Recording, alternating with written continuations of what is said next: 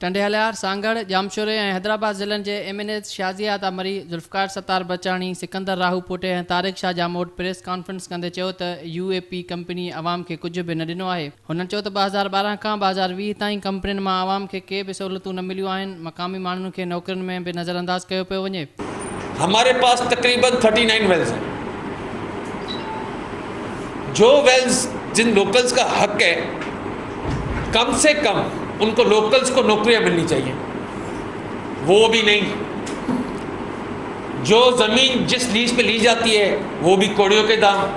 संदन चवणु हो त अवाम सां UAP कंपनी ज़्यादती करे रही आहे। हक़ घुरनि ते ॻोठाणनि खे हिरसाइण लाइ रेंजर्स जूं कार्रवाइयूं करायूं वञनि थियूं। उनसे ये कहा, एक जायज़ डिमांड रखी कि आप हमारे रोड रास्ते ख़राब कर रहे हैं, आप इनको मेंटेन करें या इनके ऊपर यहाँ पे हमारे गरीबों को नौकरी दें।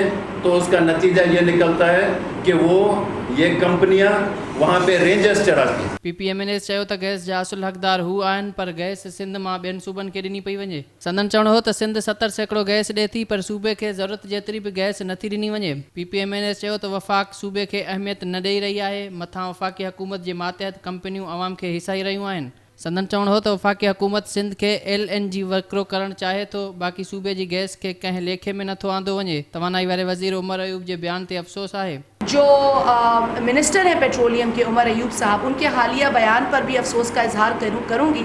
जो सिंध को LNG बेचना चाहते हैं, सिंध की अपनी गैस जो 70% के करीब प्रोड्यूस होती है, उसमें उसकी मालकी देने से वो या तो घबरा रहे हैं या फिर उनके अंदर ये दिल ही नहीं है कि वो समझते ही नहीं है कि सिंध वाक़तन इसकी ओनरशिप रखता है। तो मैं उनकी भी जहनियत और उनके भी बयानात पर अफसोस करूंगी और उसकी मज़म्मत। उन्हनि चयो त मौजूदा हुकूमत आमिरानो रवैयो दुरुस्त न कयो त मुहिम में तेज़ी अची सघे थी। जेकॾहिं इमरान खान आइन खे कागज़ जो टुकड़ो समझे थो त जनरल ज़िया वांगुरु कुर्सी ते वेही न सघंदो।